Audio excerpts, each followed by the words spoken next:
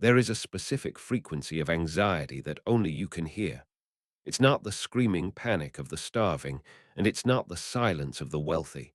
It is a constant, low-level hum, like a refrigerator running in an empty room. It is the sound of the middle class. You are sitting in a room right now that is likely temperature-controlled. You are wearing clothes that don't have holes in them. You have a device in your hand that costs more than a peasant in the 14th century earned in a lifetime. You feel safe. You feel like you've made it. But close your eyes for a second. Stop looking at the screen. Listen to the hum. There is a clock ticking in the back of your head. It is counting down to the first of the month. It is counting down to the 15th. It is calculating the exact distance between the number in your checking account and the number on your credit card statement. You are physically comfortable, but psychologically, you are hunting. You are always hunting for the next paycheck just to keep the lights on in a cage you built for yourself. This isn't economics. This is a sedation chamber. Let's look at your morning. You woke up to an alarm you didn't want to hear, to go to a job you tolerate, to pay for a car that gets you to the job, to pay for a house that stands empty while you are at the job. You call this living. The system calls it compliance. You walk into the coffee shop. You order the $5 drink. You tap your card. Beep. That beep is the most dangerous sound in your life. Because in that microsecond you felt good. You felt capable. You participated in the economy. You signaled to the person behind you and the barista and yourself that you are a functioning member of the middle class.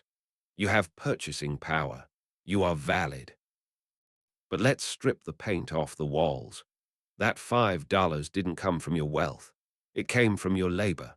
You traded 10 minutes of your finite existence on this planet for a cup of bean water and sugar. And you did it because you needed the dopamine hit to get through the next 8 hours of selling your life. The middle class is not a financial bracket. It is a myth designed to keep you productive enough to generate tax revenue, but too exhausted to ask why you never actually get ahead. It is a brilliantly engineered buffer zone. If you were starving, you would revolt. You would burn the system down because you would have nothing to lose. If you were truly wealthy, you would be independent. You wouldn't need their jobs, their loans, or their validation. You would be free. So they created the middle. The middle is where they give you just enough comfort to make you terrified. You have a mortgage. Good. Now you can't quit your job. You have a car payment. Excellent. Now you can't take a risk. You have a credit score. Perfect. Now you will police your own behavior to ensure you remain a good citizen in the eyes of the bank. You think you are climbing a ladder. You aren't. You are running on a treadmill that is powering the generator for someone else's yacht. Look at your house. You call it your biggest asset. You say this with pride at dinner parties.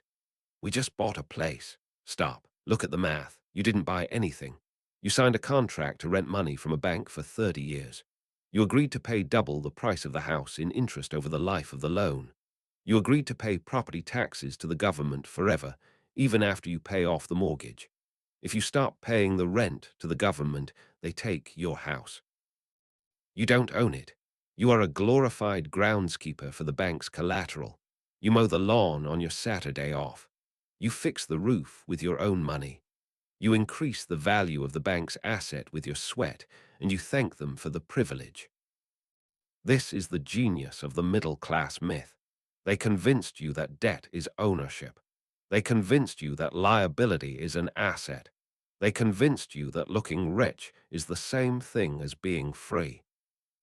And because you are comfortable, because the AC is on and Netflix is streaming, you don't fight back. You don't ask why the cost of living doubles every decade while your wages crawl up by 3%. You don't ask why the money you save is dissolving in value faster than you can earn it. You just work harder. You hustle. You get a side gig. You trade more hours. You miss more dinners. You miss your life. You are behaving exactly how a pacified population is designed to behave. You are quiet. You are busy. You are tired. And you are terrified of losing the beige sofa the least SUV, and the illusion of safety.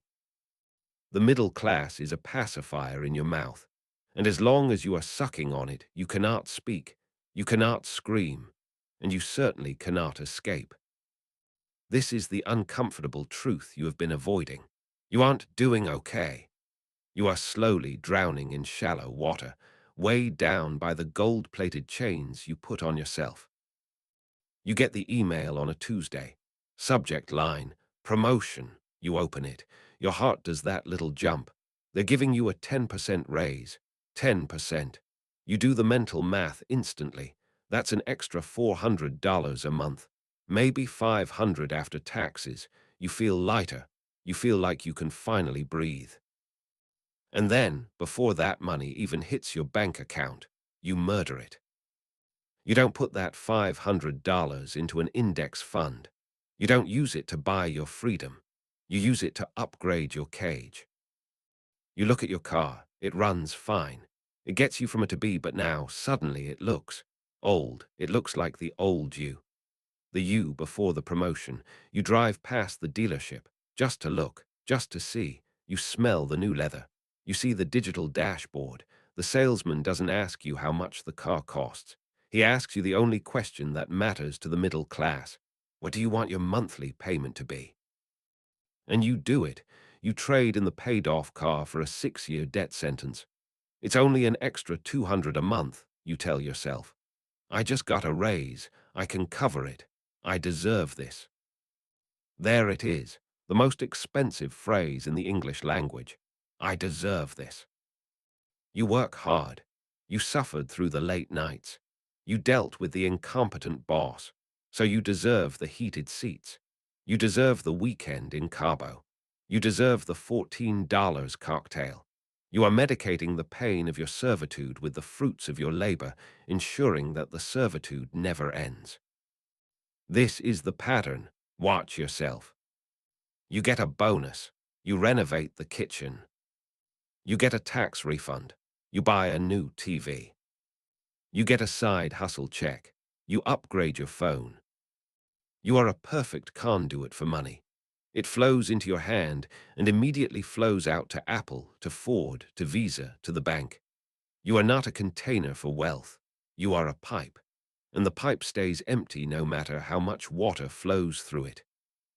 The system loves you for this. The economy depends on you believing that lifestyle creep is actually success. Look at your friends. They are doing the exact same thing. It's a synchronized dance of self-destruction. You go to dinner with them. You split the bill. You order the appetizers because you don't want to look cheap. You order the second bottle of wine because it's been a long week. You are performing wealth for people who are just as broke as you are. You are all signaling status with money you don't have, to impress people you don't even like, to maintain a position in a hierarchy that is designed to keep you at zero.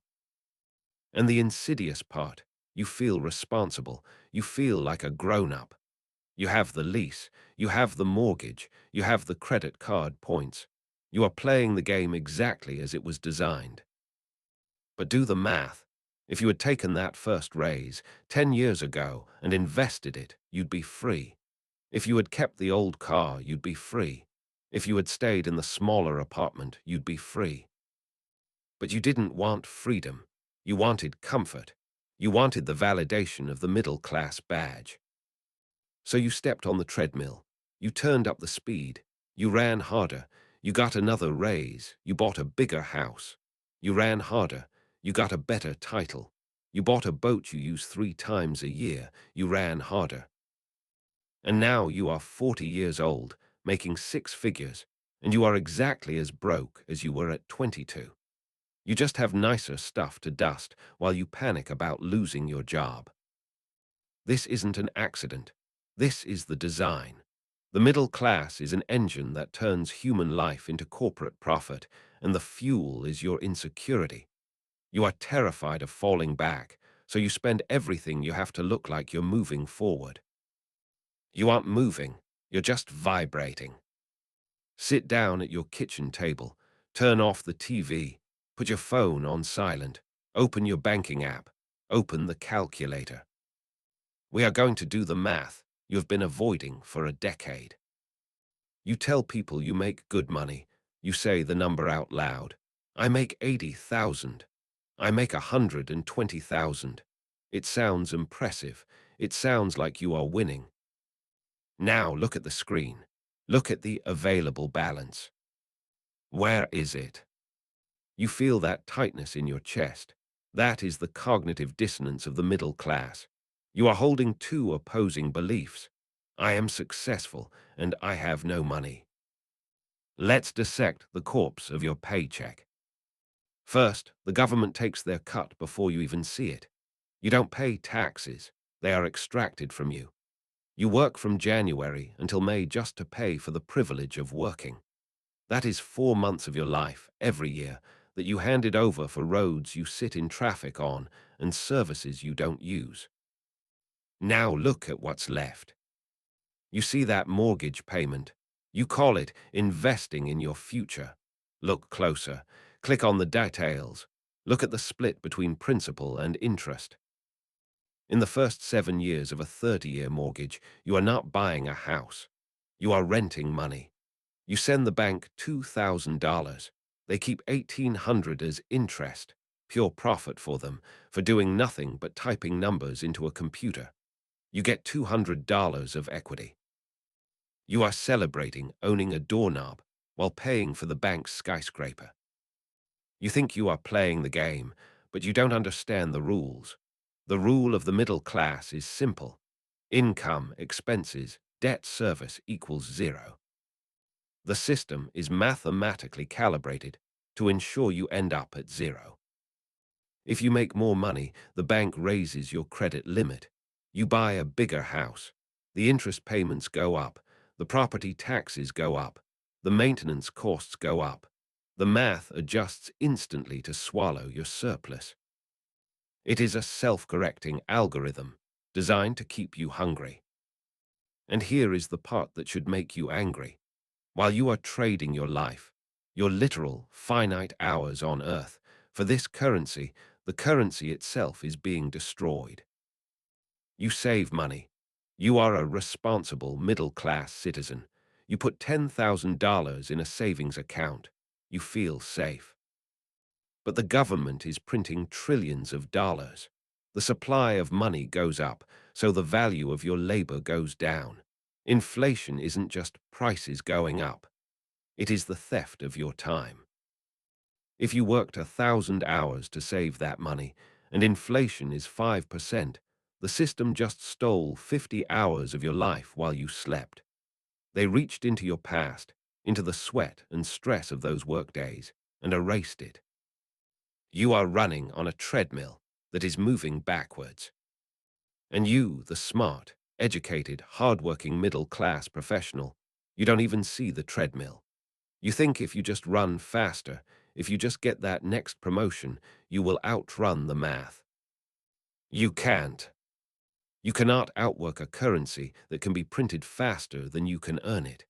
You cannot outsave an inflation rate that eats your purchasing power. You cannot outearn a tax code written by the rich to harvest the middle. This is the betrayal.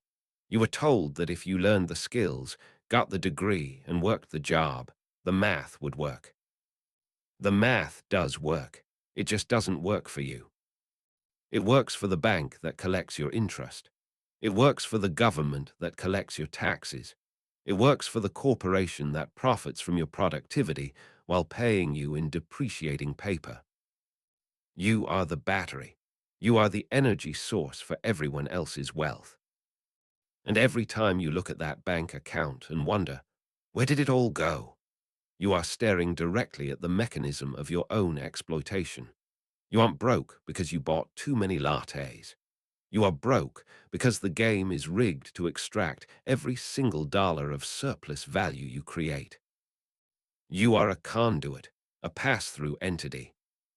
And until you stop playing by their rules, until you stop valuing yourself in their currency and start valuing your time, the math will always equal zero.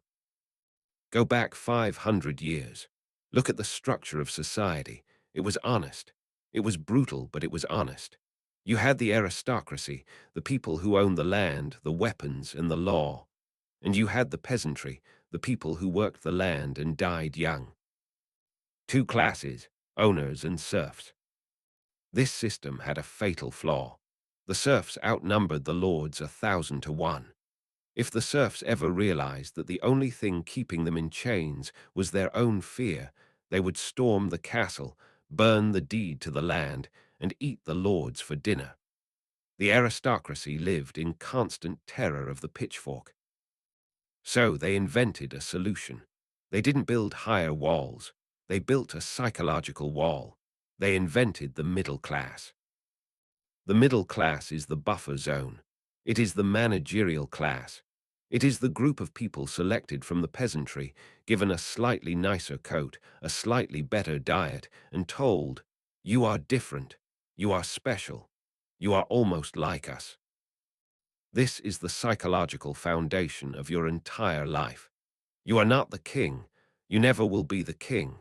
But the king has convinced you that you are better than the peasant. You are the castle guard. Think about your job. You are likely a manager, a supervisor, a specialized technician, or an administrator. What do you actually do? You oversee the labor of others, or you manage the systems that protect the owner's capital. You are paid a premium not because your labor is that much more valuable, but because your loyalty is essential. They buy your allegiance with a lease on a BMW and a title that sounds important. Director of Operations, Senior Associate, Vice President. These are military ranks in a commercial army.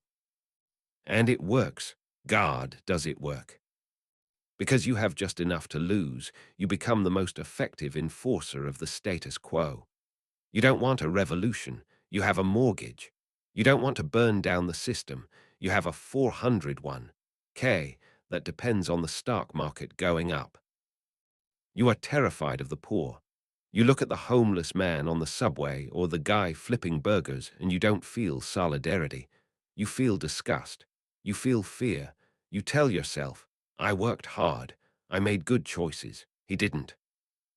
You moralize your luck. You convince yourself that your position in the middle class is a result of your virtue, rather than a strategic placement by the elite to keep you compliant. And here is the trick. You identify with the rich. When politicians talk about taxing billionaires, you get angry.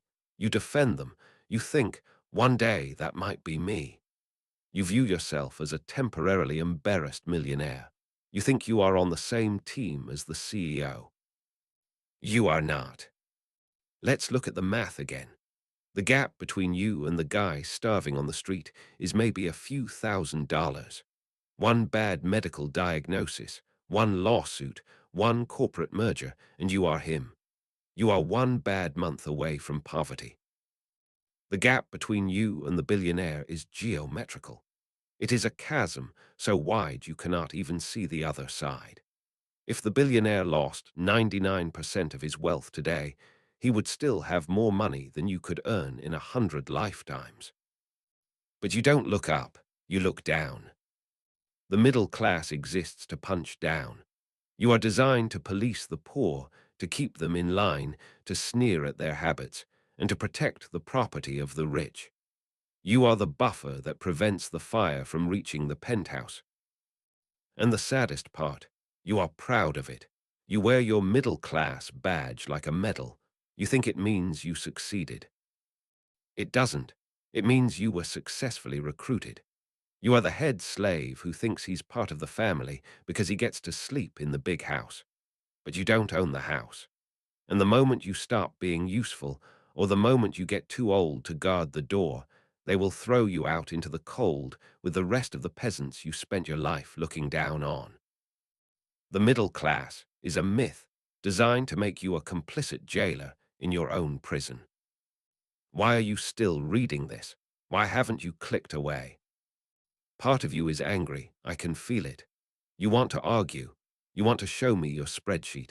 You want to tell me about your good credit and your smart investments and how you're on track.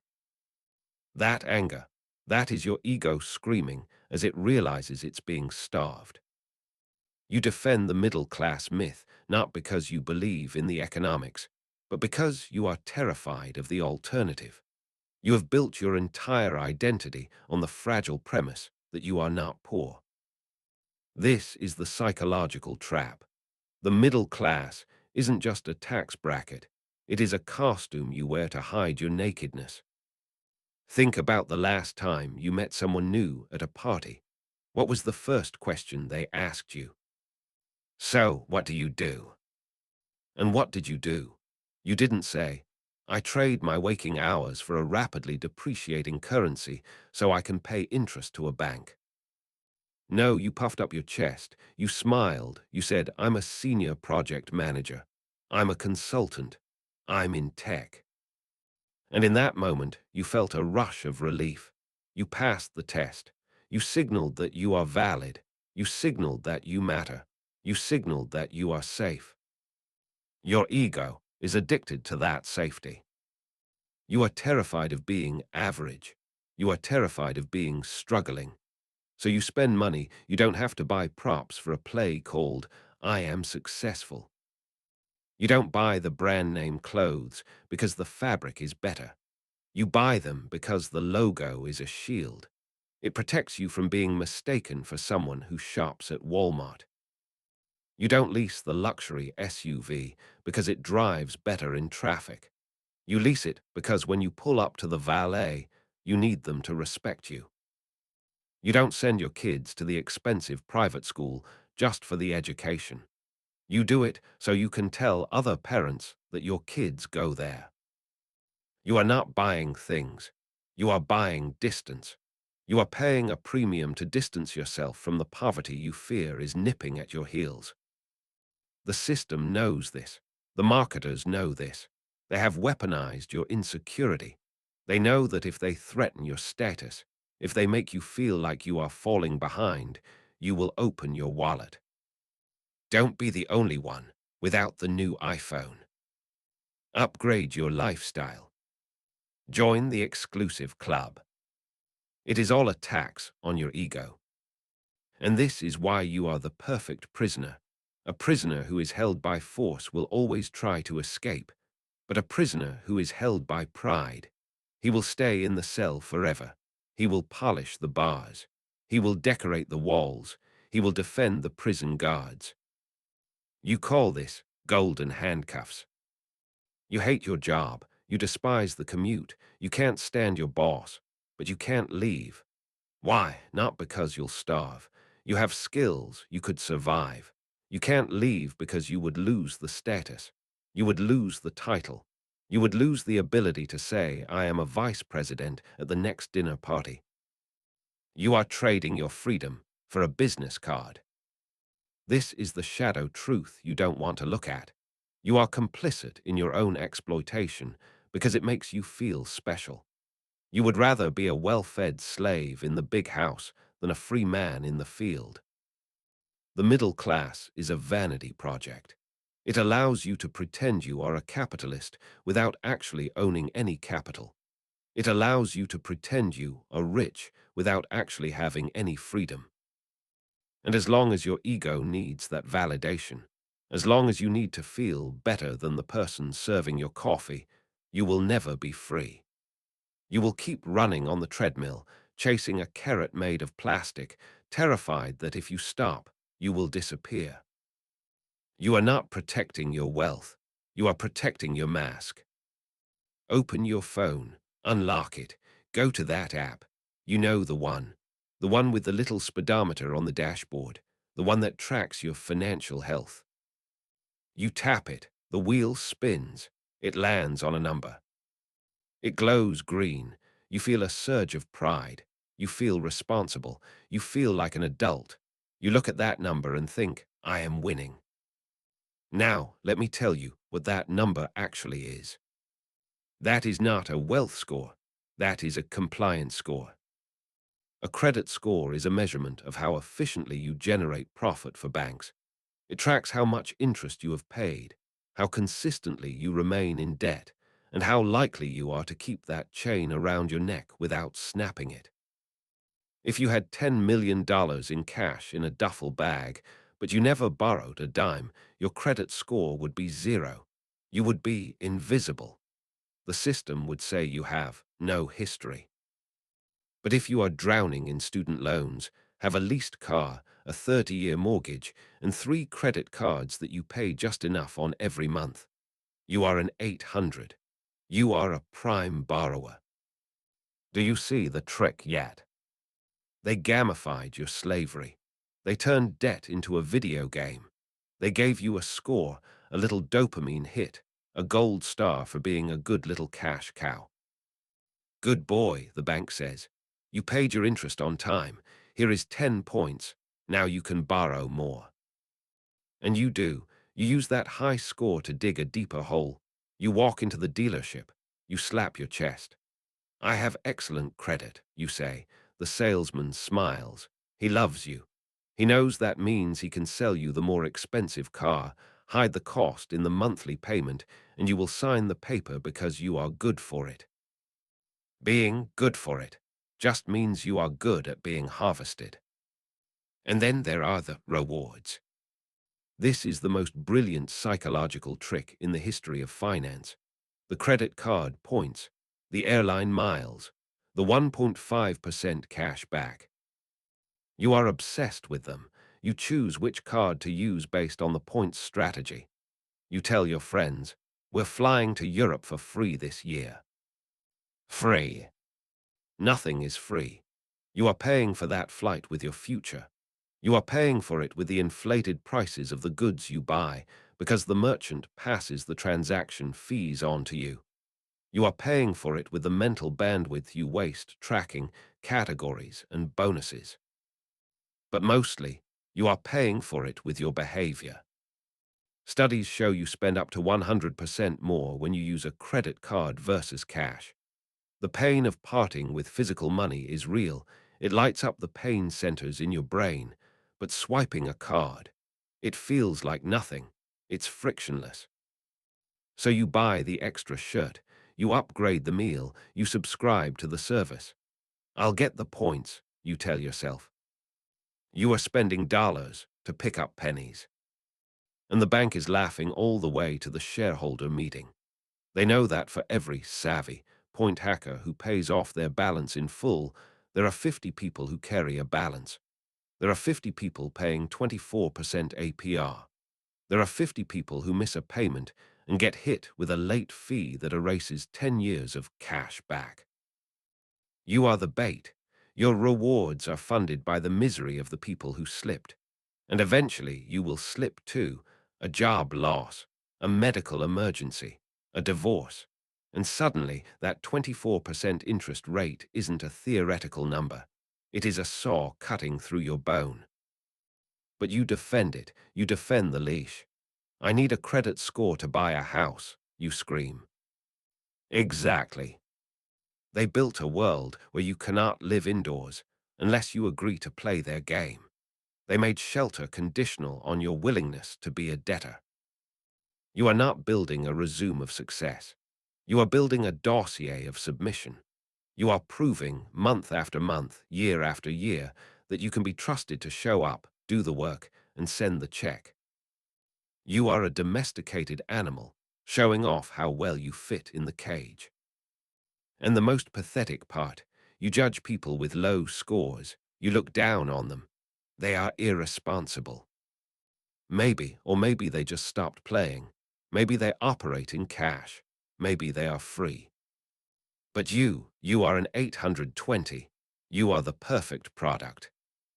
Walk into your living room. Look around. You see a sofa. You see a television. You see the walls of your home. You see the degree framed in the hallway. You see the keys to your car on the counter. You call these things assets. You put them on your mental balance sheet. You tell yourself, I own these things. They have value. Wrong. You don't own assets. You own liabilities that are masquerading as wealth. Let's start with the holy grail of the middle-class religion, the house.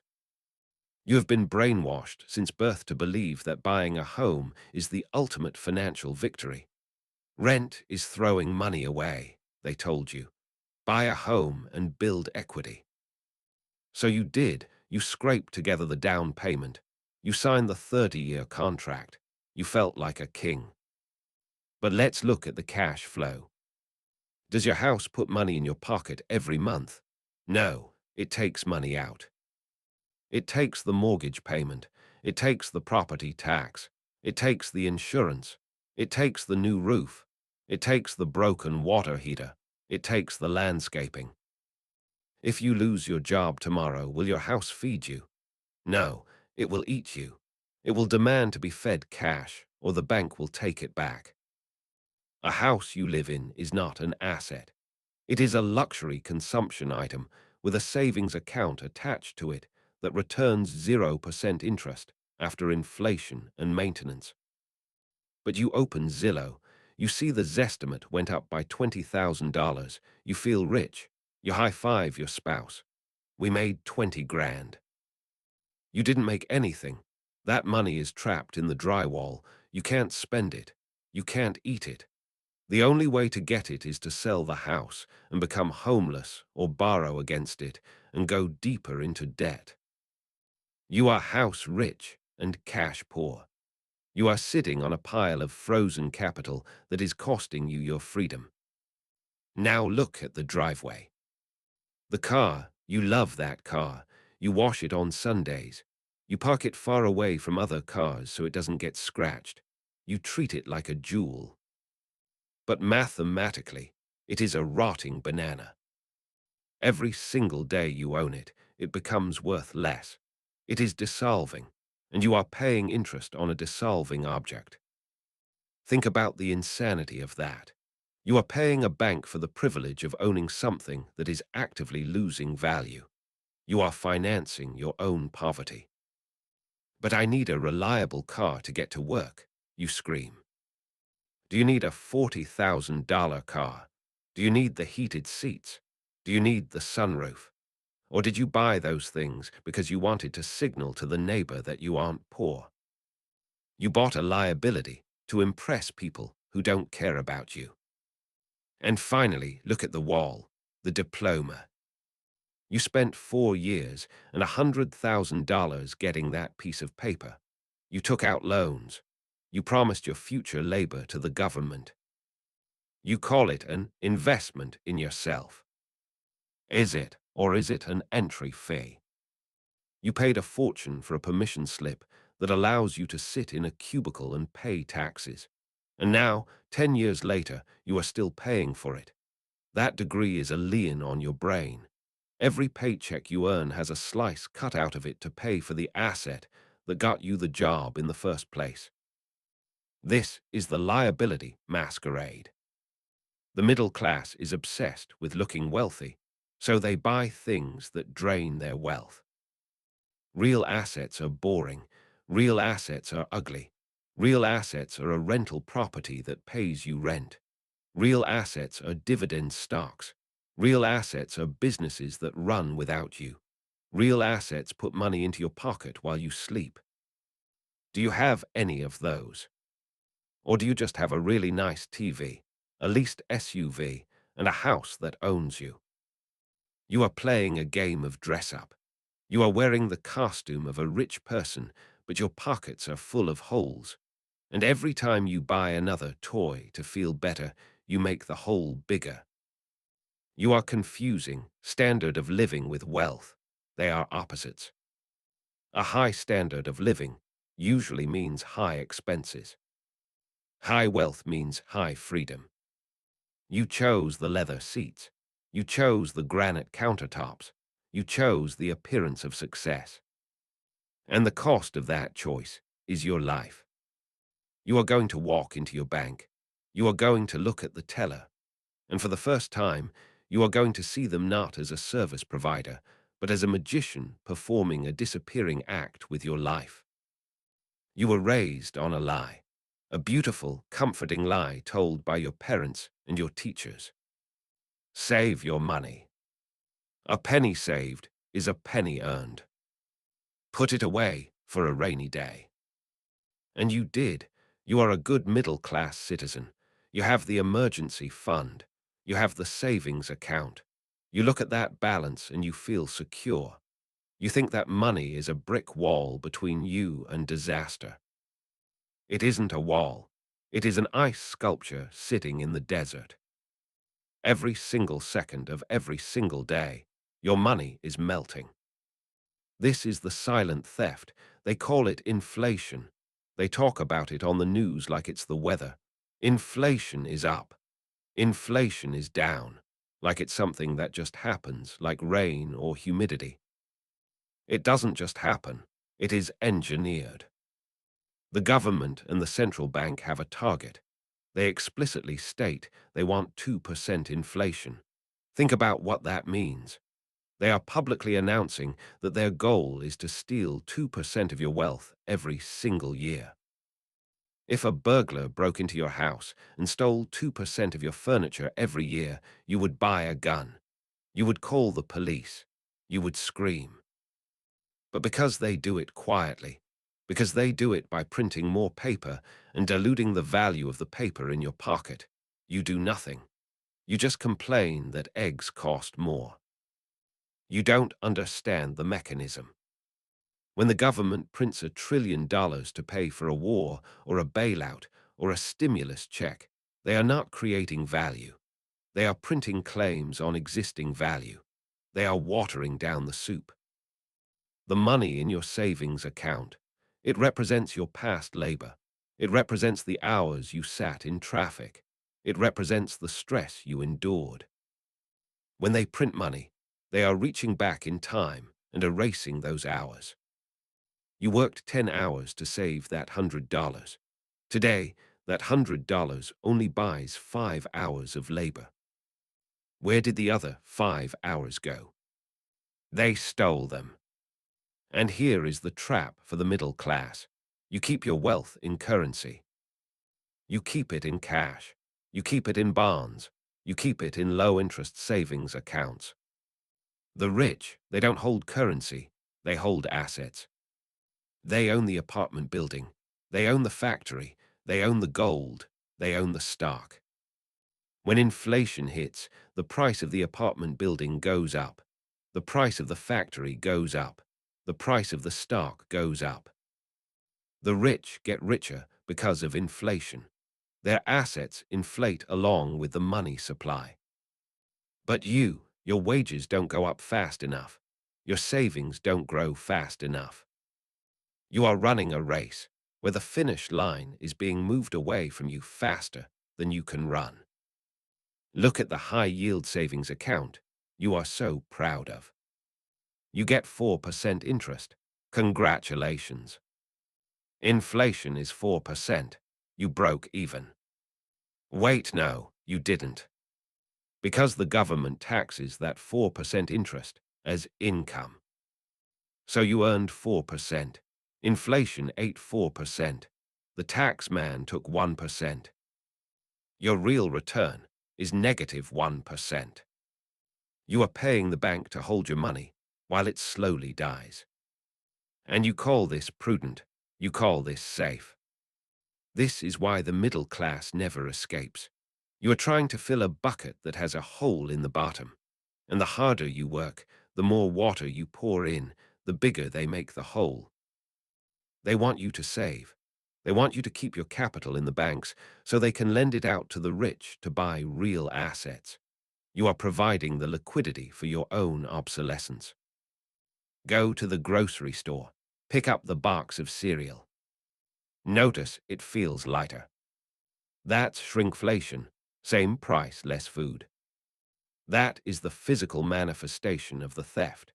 They are literally taking food out of your mouth to keep the numbers on the screen looking stable. And you accept it. You sigh. You say, everything is getting so expensive. And then you go back to work. You ask for a raise. You work longer hours. You try to outrun the printing press. You can't. As long as you store your life energy in a currency they can print at will, you are not saving. You are bleeding. You are going to hate this part. This is the part where we stop blaming the banks, the government, and the corporations. This is the part where we look at the person who is actually keeping you in the cage. Walk into the bathroom, turn on the light, look in the mirror. You are looking at the warden. You think you are a victim of the system. You are not. You are its most loyal enforcer. You are the immune system of the middle class, hunting down and destroying any thought of escape, not just in your own head, but in the heads of everyone around you. Think about the last time a friend told you they were quitting their good job to start a business, or to travel, or to do something risky. What was the first thing you said? Did you say, "That's amazing, go for it"? No, you hesitated, you frowned, you put on your concerned friend face. And then you said it, the sentence that kills dreams. Is that safe? What about your health insurance? What about your pension? Maybe you should have a backup plan. You call this being realistic. You call this looking out for them. Bullshit. You aren't worried about them failing. You are terrified of them succeeding. If they quit the rat race and fail, you get to feel superior. You get to say, "See, I was right to stay in my cubicle. I was right to suffer. Safety is better than freedom." But if they quit and they win, if they succeed, then your entire life is a lie. If they make it, it proves that your suffering is not necessary. It proves that your safety is just cowardice. It proves that the cage door was open the whole time and you were just too scared to walk out. So you pull them back down. You are the crab in the bucket. When one crab tries to climb out, the other crabs don't cheer. They grab his legs and pull him back into the darkness. Be realistic. Don't get your hopes up. Play it safe. These are not words of wisdom. These are the commands of a prison guard. And it gets worse. You do this to your children. You look at your kids, full of imagination, full of wild ideas, full of potential. And what do? You train them. Sit still. Listen to the teacher. Get good grades so you can get into a good college. Get a good degree so you can get a good job. You are systematically dismantling their creativity to fit them into the same machine that is currently crushing your soul. You complain about your job every single day. You hate the commute. You hate the boss. You hate the stress. And yet, you are pushing your children onto the exact same treadmill. Why? Because you want them to be safe. Because you are terrified they might fall out of the middle class. You would rather they be miserable and employed than free and uncertain. You are teaching them to be employees. You are teaching them to trade time for money. You are teaching them to fear debt while taking out student loans. You are the vector for the virus. The elite don't need to brainwash your children. You do it for them. You do it at the dinner table. You do it when you check their homework. You do it when you tell them to stop dreaming and focus. You are enforcing the very rules that enslaved you. And look at how you treat people who don't follow the rules. The artist, the entrepreneur, the freelancer. You judge them. They are unstable. They are reckless. And the rich. You judge them too. They are greedy. They are lucky. You have created a moral universe where the only good person is the one who suffers quietly in the middle. You have turned your chains into jewelry. You wear your exhaustion like a badge of honor. I worked 60 hours this week. I haven't taken a vacation in 3 years. You say this expecting applause. You want validation for your martyrdom. And when someone else refuses to be a martyr, when someone else chooses freedom over comfort, you attack them. You are not just a prisoner. You are a collaborator. As long as you police the people around you, as long as you shame risk and worship safety, you will never escape. Because if you ever tried to leave, the first person who would stop you is you. You have internalized the warden. He is in your head, whispering, "Be careful," every time you see an exit sign. And until you kill him, until you stop valuing safety over life, you will die in this cell, and you will drag everyone you love down with you. We have arrived at the end of the hallucination. You can close this window. You can go back to your email. You can go back to checking your credit score. You can go back to sleep. But before you do, understand one thing.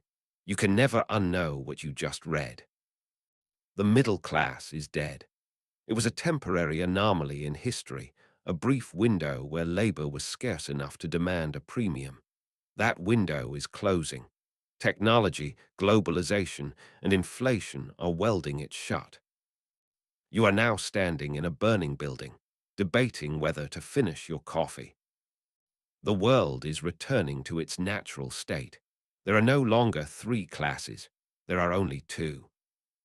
There are the owners, and there are the owned. The owners hold the equity. They hold the debt. They hold the land. They hold the intellectual property. They sleep while their money works. The owned hold the payments. They hold the liabilities. They hold the stress. They work while their money dies. There is no middle. The middle is just the owned who haven't realized it yet because they have a lease on a Mercedes. So here is your binary choice. Option A, stay in the matrix. Keep the job you tolerate. Keep the car payment that enslaves you. Keep the house that owns you. Keep trying to impress the neighbors. Keep telling yourself, "I'm doing okay." Keep trading your life, hour by hour, for paper that dissolves in your pocket. Keep waiting for retirement, that magical day when you are finally allowed to live, right around the time your body starts to fail. If you choose this, do it with your eyes open. Admit that you are choosing comfort over freedom. Admit that you are choosing to be a well-fed battery for the system. Admit that you are afraid. Option B, the painful exit. This is not the fun option. This is the option that requires you to murder your ego. You have to stop looking rich to become free. You have to sell the car. You have to downsize the house. You have to cut the subscriptions. You have to stop eating out.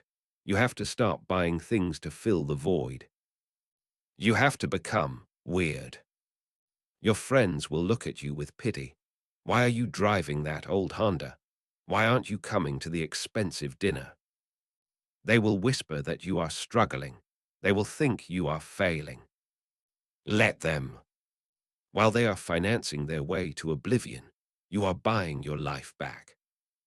Every dollar you don't spend on a liability is a soldier you recruit for your freedom army. You put that soldier into an asset. You buy the stock. You buy the bond. You buy the rental. You start the business. You stop working for money, and you start making money work for you. This is the only revolution that matters. It isn't in the streets. It is in your bank account. The system relies on your participation. It relies on your debt. It relies on your consumption. When you stop spending money you don't have, the system loses its grip on you. When you stop caring about status, the marketing stops working on you. When you stop needing their validation, you become dangerous. You become free. The middle class is a waiting room. It is a purgatory with nice furniture. It is where dreams go to die of suffocation. Don't die there. You have a choice today, not a wish, a choice. You can be a consumer, or you can be a capitalist. You can be a tenant, or you can be a landlord. You can be the employee, or you can be the employer. You cannot be both. The door is open, the guard is asleep, the key is in your pocket. But you have to be willing to walk out into the cold, uncertain air of freedom. Most people won't. They love the cage too much. They love the predictability of the feeding schedule. But you felt the hum. You heard the anxiety. You know that the safety is a lie. So, what are you going to do? Are you going to go back to guarding the castle? Or are you going to build your own? The clock is ticking. The money is printing. The treadmill is speeding up. Jump.